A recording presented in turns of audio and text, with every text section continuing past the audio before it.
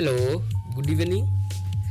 Welcome to today's show for Sign Language Hub.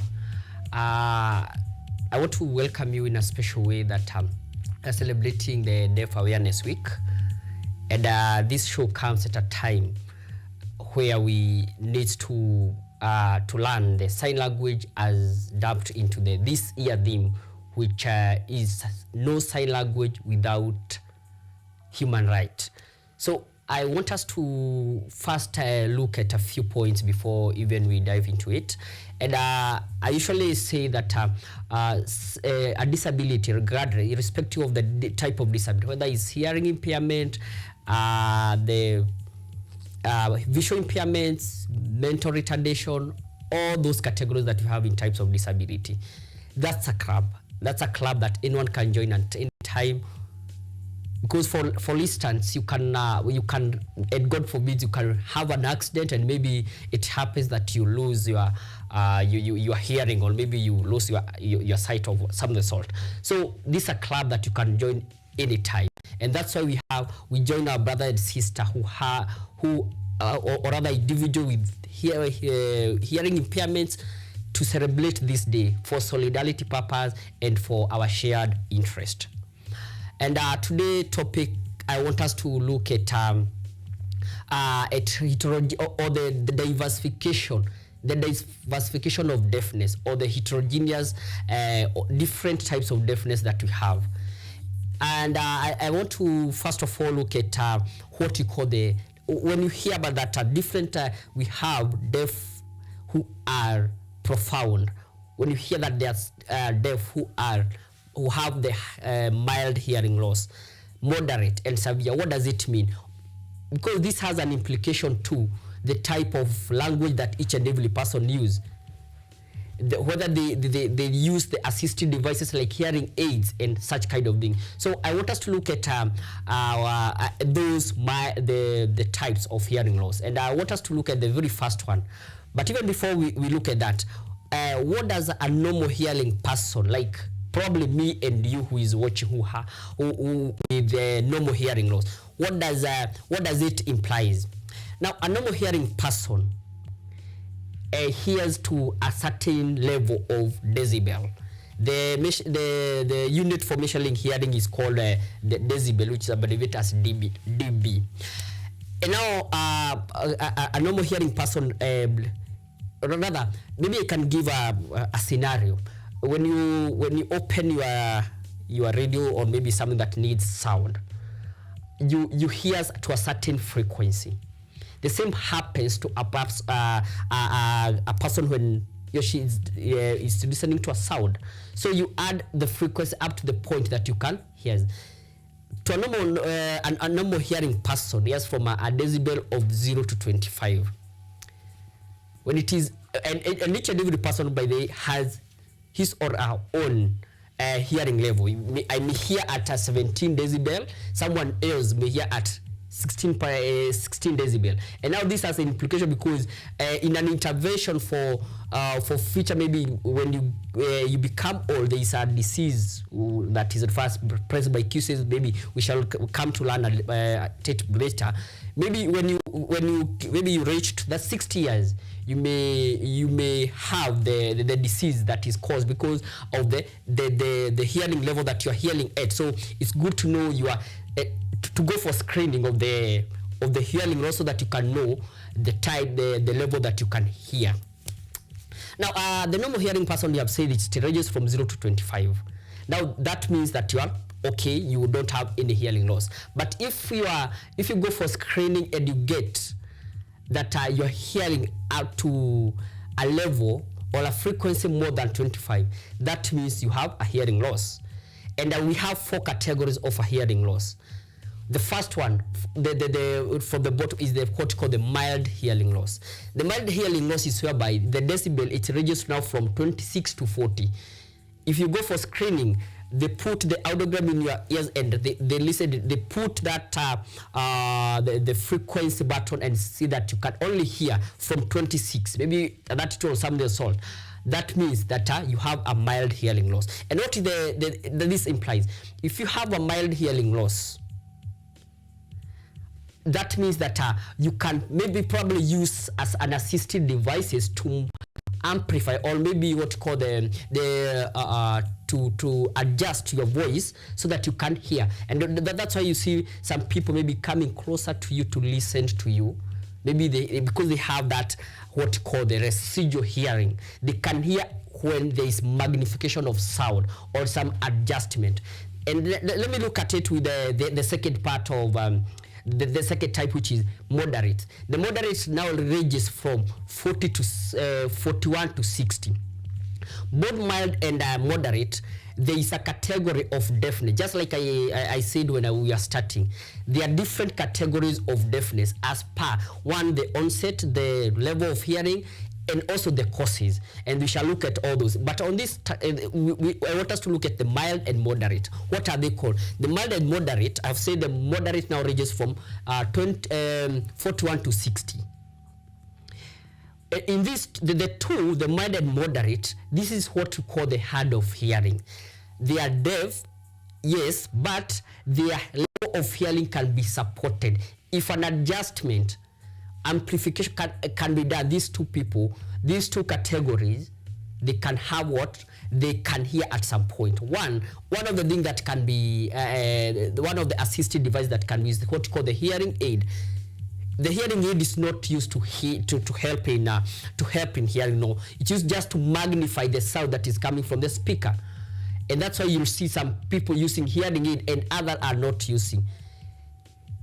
And so I've said that the hard of hearings, and hard of hearing, there are those deaf who have the mild and the moderate.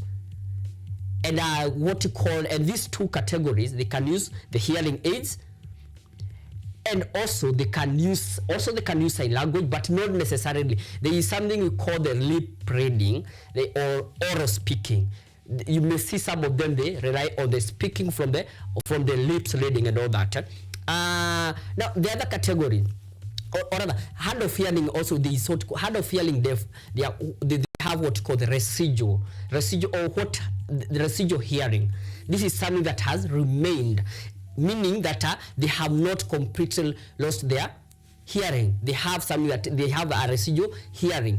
But the other two, now the category 3 is called the severe. The severe hearing loss, it ranges from 61 to 80.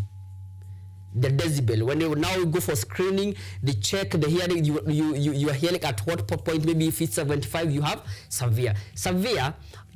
In severe and profound, if I may mention the fourth one, the profound. Those two categories. Now that's what we call total deafness. In the two categories, you can't hear anything at all. Even if you put the hearing aid, even if the speaker as loud as possible, you can't hear anything. Those two categories, the severe and the profound.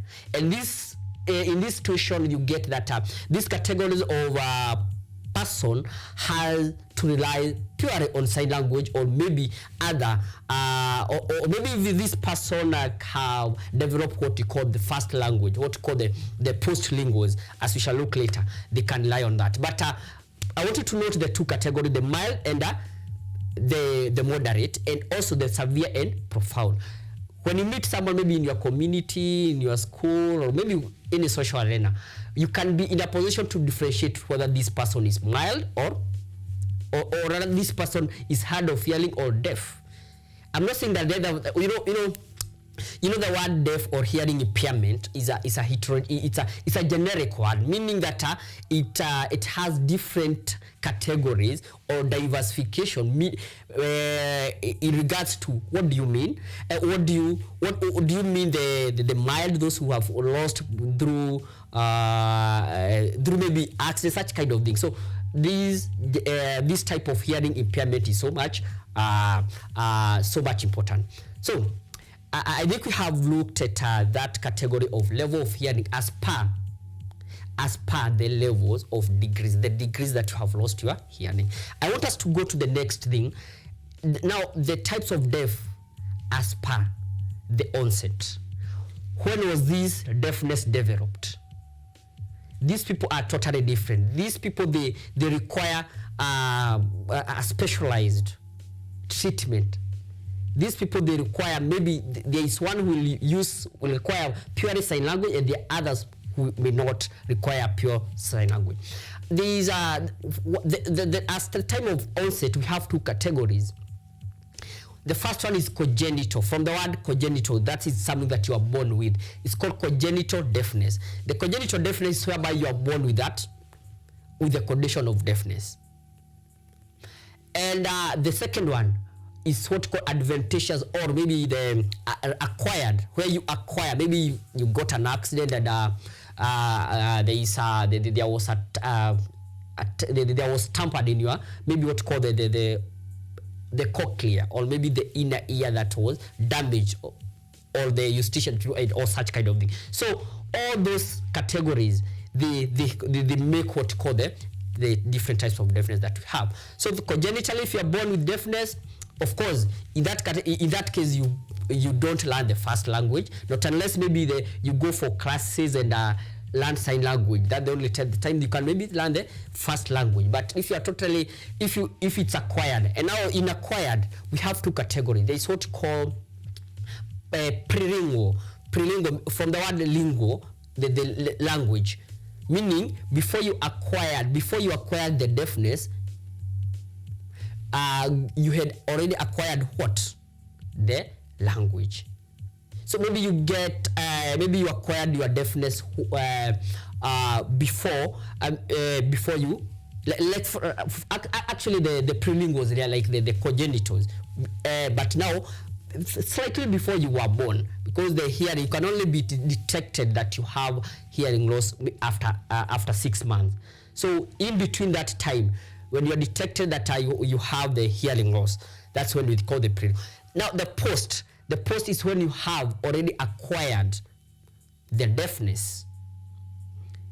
It doesn't mean when you probably, maybe when you lose your hearing at the age of maybe probably 10, it means that your language become extinct. No, you continue speaking, but you can't hear. That's why maybe some people, there is that misconception. There are some people who speak but they can't. How does that happen? That's what called the postlingual. This person had already acquired the first language, or rather the first language, but later on he or she developed this deafness that maybe inhibit him from hearing, but doesn't stop him from speaking or something. So because they had already developed the language. So those two categories, the prelingual and postlingual, just in terms of the acquired deafness. Now, even before now I continue, we look at something else.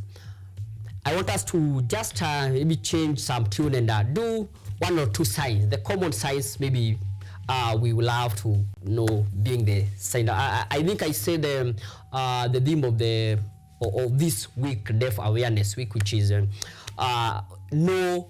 Actually, you can sign. This is sign for no. No with N. No human rights. No human rights without sign language. We repeat. No. Okay. So sorry for that. No human rights without sign language. We do it once more. No human rights without sign language. So I want us to look at just 5 words, then we proceed later. How do you sign the word thank you? There are two versions. You can say thank you, or thank you,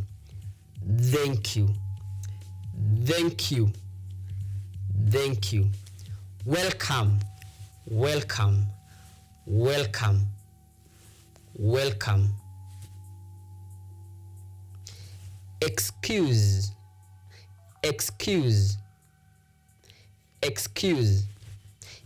me. It's sign for me. With index finger, you just point the place of articulation. The place of articulation is the place that sign is. So this is the place of articulate or location rather. Me, you, me, you. So you can just see the index finger is pointing the object or the puzzle that you are pointing. So me, you. Bye, bye. Good, bye. Good night. This sign for good. Good. Good, bye. Good night. Good morning. Morning. Good morning. Good afternoon. Good afternoon. Good evening. Good evening. Good afternoon. Okay. Then there's something else I wanted us to look is there is a common way that we normally hear that the deaf person, they don't know each other's name, but they know each other as per what you call the sign name. What we call what is a sign name? So a sign name is a name that is designated, or rather a sign that is given by a deaf community member to a person. Like for example, my sign name. So maybe I can just introduce myself how I'm supposed to introduce myself to a deaf person. So my name. So this sign for my name is. This sign for is. is. My name is Moses. You first of all figure spell. When you use the alphabet to make a word, that is, we call that figure spelling. You first of all figure spell your name, then you say your sign name. So my name is Moses. My sign name. My sign name is. So you're given a sign name because of three of different distinctive features. The sign name are given because for a particular, maybe a characteristic or maybe a feature that you exhibit that warrant you to be given that word. And that's what I want us to look. I want us to look at different ways of how a deaf community member can assign you a sign name. And maybe even before that, I can just mention very quick. What do you mean by deaf community members? A deaf community member is anyone who is involved in issues to do with a deaf person in one way or another. For example, personally, I'm a deaf. I'm a member of deaf community. One, because I teach sign language. I do sign language interpretation. Sometimes an advocate for person with disability. I do those, I want to call their activities.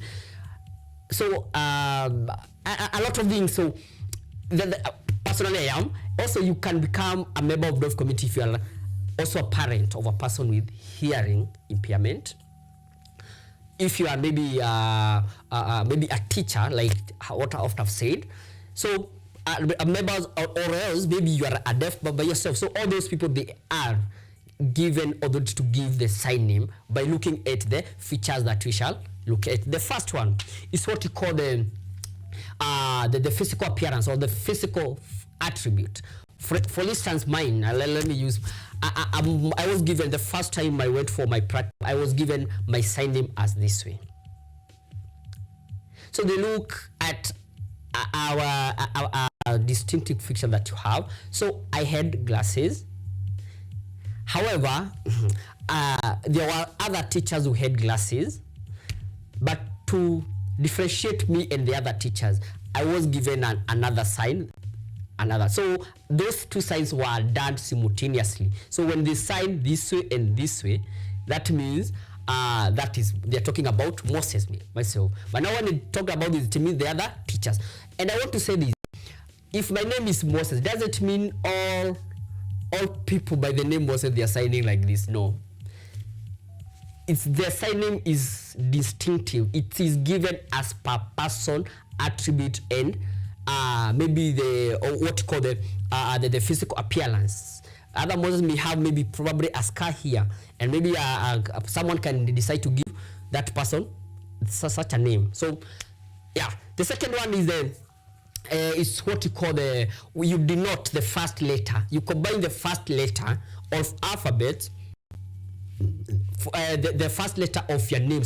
The first letter of your name with any location. For example, if your name is Pauline, how do you sign that? You may decide to use P. P is the first name. This is the sign for P. So you can use a place of article like the chest. You can just use Pauline. If your name is Bernard, I have a friend of mine who is deaf, and his sign name is this way. This is B. So you just press it there. So you just look at, you can as well actually use, if you have a scar here, and you can use the first alphabet, just sign this way, Bernard, or anyone else. So it means that. The other one is, I've talked about the physical attribute. You can even look at what you call for those people who have dimples, you can use the dimples to give someone that sign name. The other one is the personal attribute. Personal attribute, for example, if you are a smiley person, you like smiling, maybe crying person and such kind of a thing. This sign for smile. And now you may decide if your name is Domoto, and the word Domoto it starts with N like this. So you can place that. You can place that N where that smile is with there is something in sign language you call or rather the element or parameter of a sign.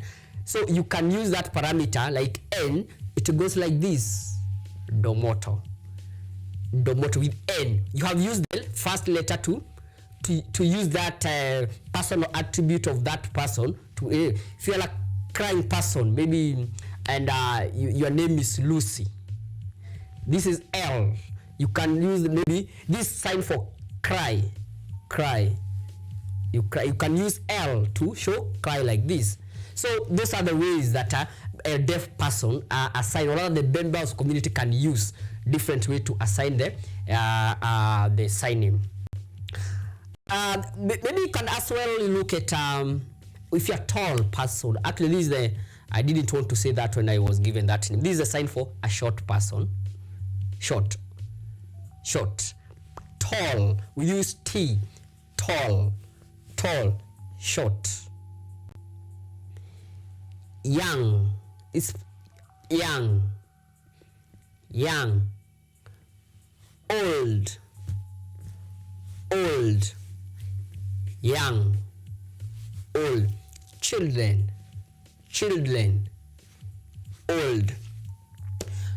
Okay, now I want us to also look at, maybe we can look at the members of the family, just a few of them. And we shall start with mother. Father. Mother.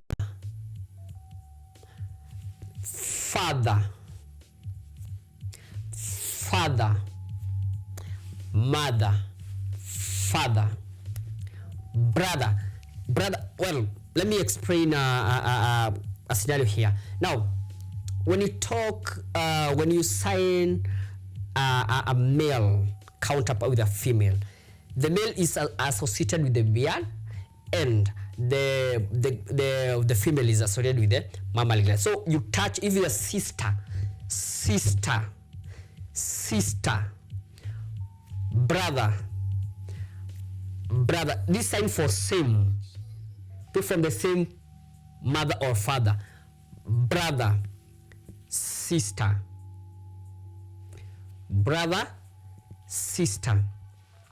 Mother, father. Grandfather. Now, grands are associated with old age. So this side we have signed the word old, this sign for old. So this sign shoulder happens simultaneously.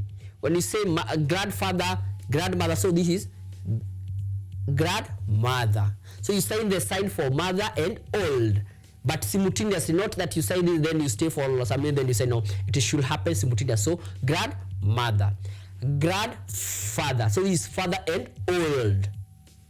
Are we together? So grandfather, grandmother. All right, maybe we can make one or two sentences with small thing, or rather with them. This sign for is, my. Good. We can say my father is good. We can sign that, and you could have just look. And now this is how even I tell my students that sign language is very easy to learn. It's not it's just like how you learn your local dialects and all that, and it just require practice every time. And then if you see maybe a word that you love to know how it is signed, you just go. There's actually a dictionary that teaches.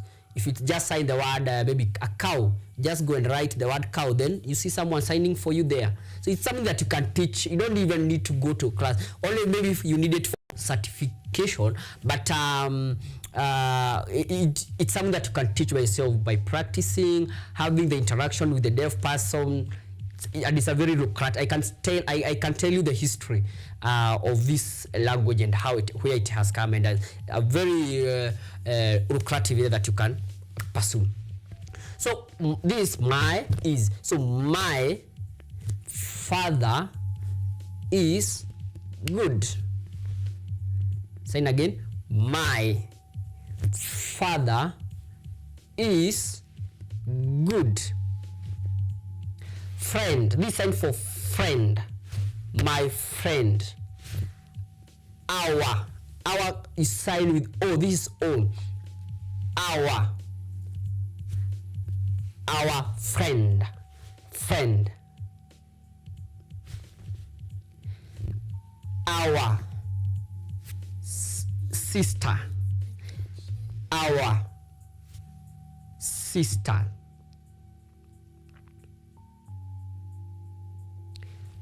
My brother, my brother.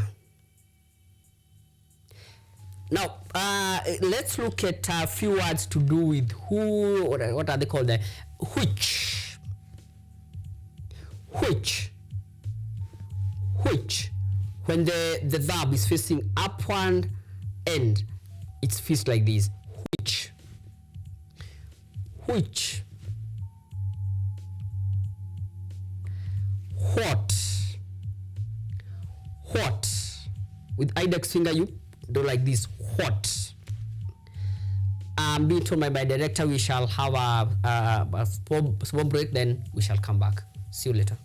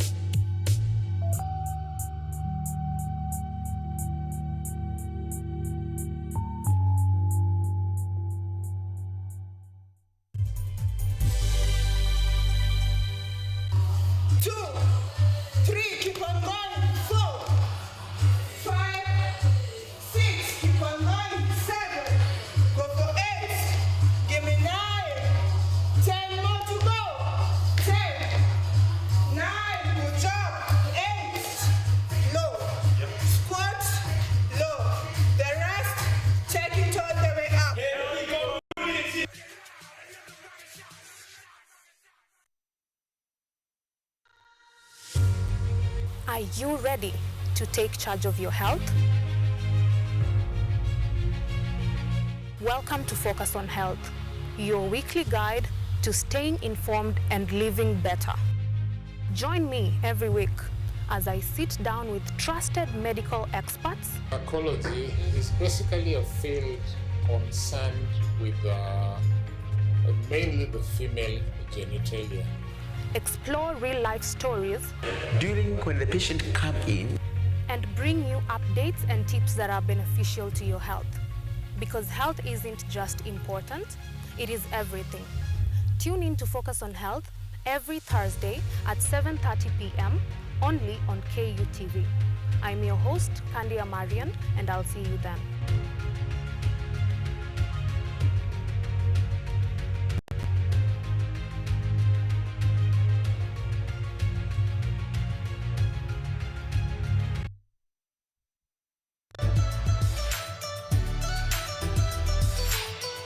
My name is Jakub Petri. I'm Associate Professor in the Institute of Philosophy of Jagiellonian University in Krakow, Poland. And I'm the main coordinator of the CAFE project, which is being here hosted by Kenyatta University. My name is Ewa Hudoba. I am a project manager in this consortium. Keep watching cutting-edge research at Kenyatta University Television.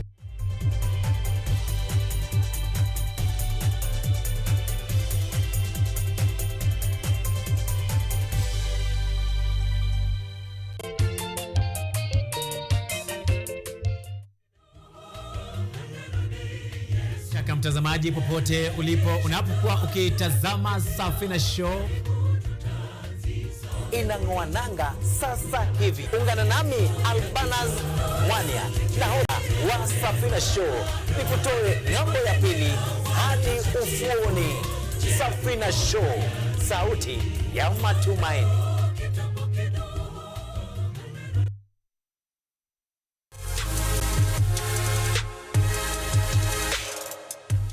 Fashion. It's more than just clothes. It's a statement, a feeling.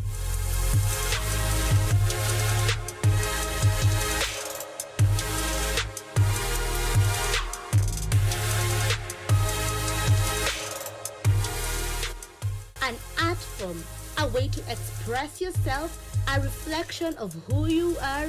It's Fashion Diaries.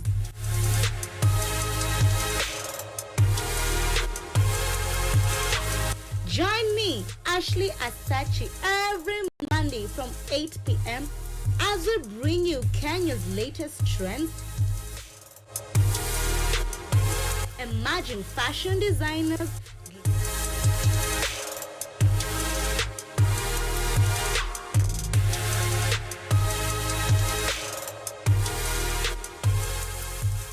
glamorous fashion events,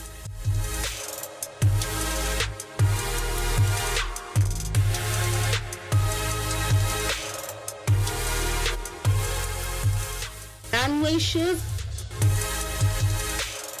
red carpet events, and so much more. Fashion Diaries, unleashing your inner fashion star.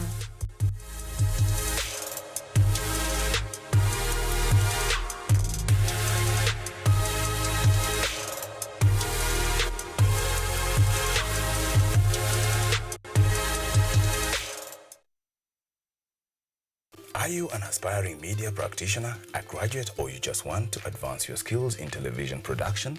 Then welcome to Kenyatta University, where education meets innovation. KUTV, the premier university television station in Kenya, is now offering short courses in TV studio, field technical operations, and video editing. Through these courses, you will acquire hands-on skills on camera operations, media production, lighting techniques, audio-visual editing, and sound and visual control, and how to operate key equipment in modern TV control room. Enroll today at KUTV and discover your full potential in cutting-edge TV broadcasting. Graduates of these courses will receive professional certificates.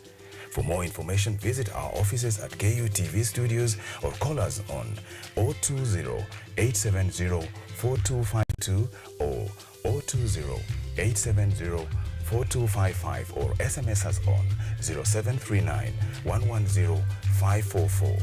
KUTV, a new experience.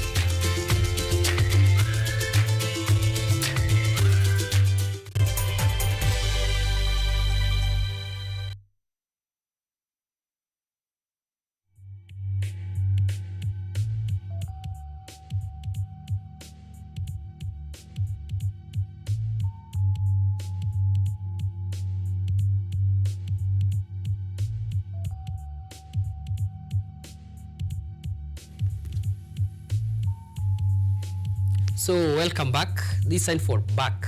Welcome back. So thank you. I forgot to say in the beginning that there's a lot of misconception and also some wrong belief that the issue of deaf is all about sign language. No.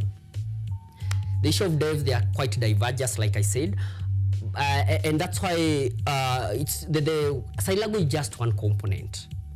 And that's why you see there are people who further their studies. You can even, there are some people who have done even their post studies on deaf psychology.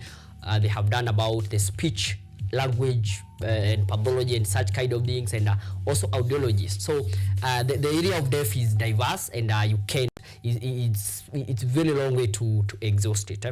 And that's why I want us to look at a very maybe important thing to look at this time that you are looking at the deaf awareness. We want to create that awareness as a person. I remember I said about the causes of the deafness. We talked about the congenital and acquired, and I want us to concentrate more on the acquired, because we are at a stage that I say that disability, irrespective of the type of disability, and not limited to hearing impairment, that this is a club that anyone can join, and when you join, that's when you feel that it is pinching you or something. So that's why it's important to have that a solidarity, and we celebrate with them. And these things started celebrating in 1958 when World Federation of the Deaf was institutionalized, and every year there is this celebration that happens in September.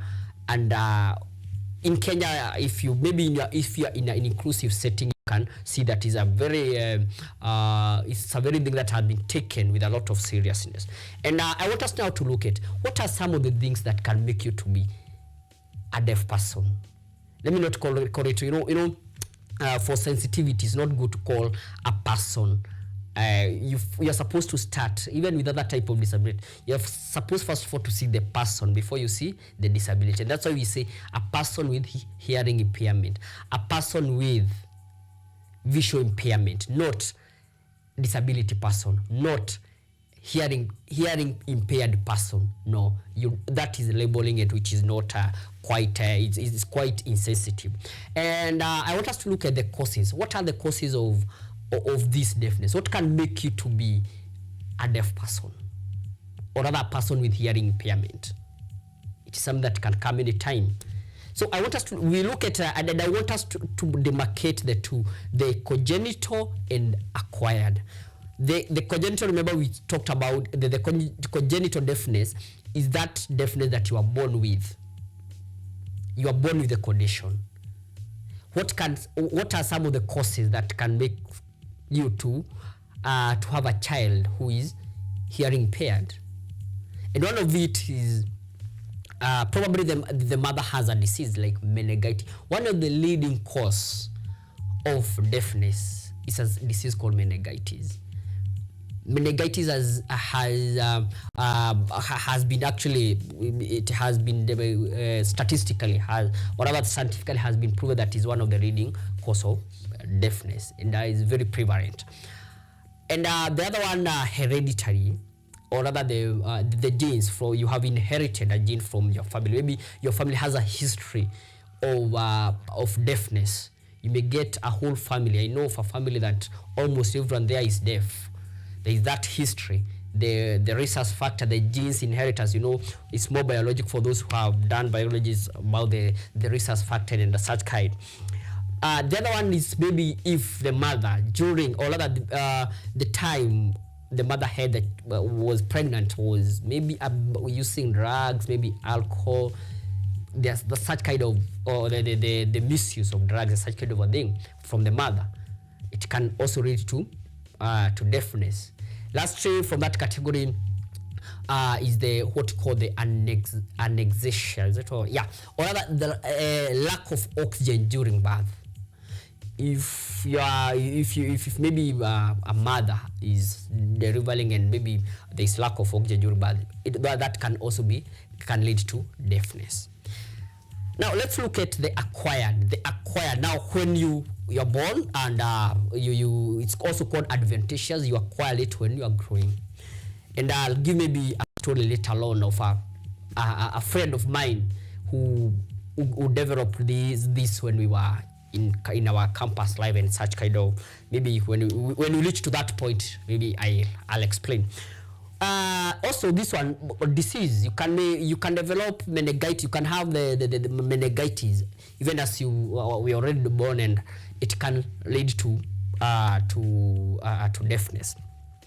The other one I want to explain in more details is misdiagnosis. You're misdiagnosed. You go to the hospital and maybe you're prescribed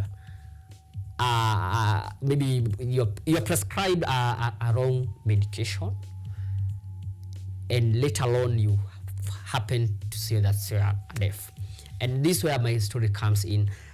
This friend of mine, actually he's so I have sought his consent so I can share with you.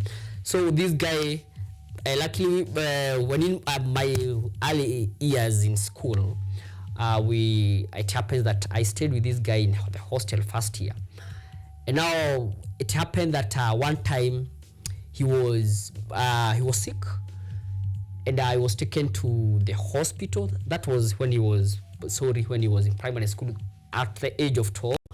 He went to the hospital back at home, and he was feeling quite some fever. That's what he told the mom. And when he went to the hospital, he was asked what he was feeling and such kind.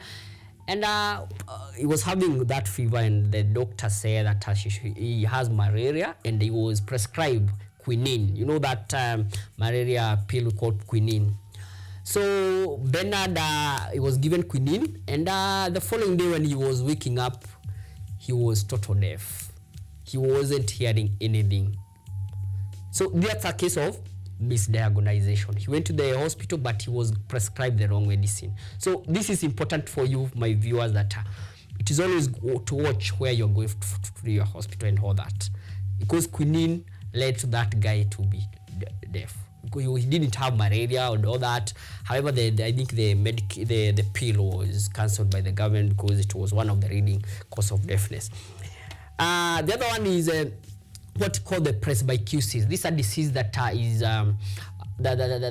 come when you are at your old age. I'm sure maybe back in your village or where you stay, you have someone who probably maybe for him or her to hear, you must maybe come close to him or her, or magnify the sound so that he can hear. And now this disease is caused by, it's not everyone, actually not everyone, I'm not saying it's everyone, but there are those. But there is something, maybe this person when he or she was young, there's something that they were exposed to. For example, if you come near a mining area, there's a lot of noise. Maybe this person was using excessive loud voice. I'm sure in our generation we like this loud music and all that. Earphones, those kind of things. You are exposed to that loud voice. It can lead in your old age. It may lead to what called the presbycusis. That's a disease that is caused by. It's a type of deafness that is caused by excessive loud when you are the loud noise. Probably maybe when you are young. The other one is now the structural conditions that happens in your ear. Now remember, those are the environmental and such kind. But now we want to look at the structural condition that might make you to lose your ear. Now the first one, I'm sure all of us, when you feel that you want to clean your ears, what you use is the matchstick that we normally use to remove the dirt that is normally there. But that is totally dangerous because there is a structural, there is a part we call it's called the cochlea. If it happens, that is the auditory part that you hear, that is helps to hear. If you happen to destroy that part, it happens that it be perforated, have some holes inside there. You may happen to lose your hearing. They also call the perforation of the eardrum. You may have those holes in your eardrum. You may make those holes in your eardrum. And when any times maybe you have that thing, it gets inside your cochlea, and it may damage that. There's a disease, there's something called otitis media. Otitis media is whereby you have that, it's like a fluid, it's a whitish fluid that comes out your ear. It's very somehow pathetic. It looks very disgusting. However, that's one of the things that may make you to, when you notice that you have such kind of a fluid in you need to see especially so that you can be treated. So I think we are good to go now. You know that some of the causes that we ignore, or rather some of the things that we ignore to keep your ears clean. They need to be always clean. Why? Because there is something called the influxation of the wax. If there is a lot of that in your ear, that white thing still, that one can make you to lose your hearing because it will dirtify the inside of the hearing, which is called the cochlea, and let alone it be damaged. And there's something maybe I want to talk about the stages of disability, and when it comes to, as I said, I'll keep repeating this, disability is a club that you can join anytime. And sometimes there are some people who, it reaches a point that you don't accept yourself, especially this type of acquisition. Not only deafness, you can acquire even the you can develop what you call a cataract in the for those who have visual impairment, and later on you lose your sight. But a stage in life that you have to accept yourself. However, these are very it depends in an individual case. But in deafness, you'll get so many persons with hearing impairment. They have no option other than accepting themselves. What about those people who believe that there's something that can be done? I'm sure that you have ever heard of something called cochlear implantation. Cochlea is the part, or the part of the ear. I think that are being the structural condition, the structural organ, that part. It has that structural part. Sorry for that. There is something we call the structural condition of the ear, the cochlea. Sorry, I'm being interrupted somewhere. And the condition, or rather the part, the cochlea. There's some people who believe that there is something that can be done to curb, or rather to change the situation of the deafness. And I'll give an example. So you'll see some people saying that they want to go to India to have cochlear implantation. Implantation, of course, is whereby that part is being changed and also maybe modified so that you can hear. And I'm sure I know one or two people who have done that. You'll go there and maybe charge like a bill of like 2 million and maybe other expenses that you have done. But after some times, I'm saying a case that I know, after some time, that thing is not, that the implantation is not 100%. I know of a news anchor who went there, and after 2 years, he restated back his deafness. And he later went even to sue the hospital that did the implantation. So I want to say that even deafness is a stage that you need to know. And if it happens to you, if it happens that you acquire it, you need to, at some point, accept yourself. They are over, statistically, they are in Kenya, there are over 800 people living with hearing impairment. And they are doing well. As much as is a very hidden and a very invisible disability that is not noticed easily than the others, I think it's a very area that we can explore and accept our brothers and sisters for solidarity purpose. I can see so many people, quite some students and some other people who are watching. And I can see Collins Jarango, Joseph Gidoi, Mary Gechoke, Penina. Someone asking for the recording. I think I'll share the stream. We are also streaming live from the YouTube. I can see Caesar Gidoi, Evelyn Mudikwa. So someone asking, I don't know whether to sign this. I have a few minutes. Someone asking me, my director, should I answer this? Yes? Someone asking me the word one time inasema aje? Joseph Gedoi. So I think I'll just say this is one and this is term, so I shouldn't emphasize on that. So thank you so much. I want to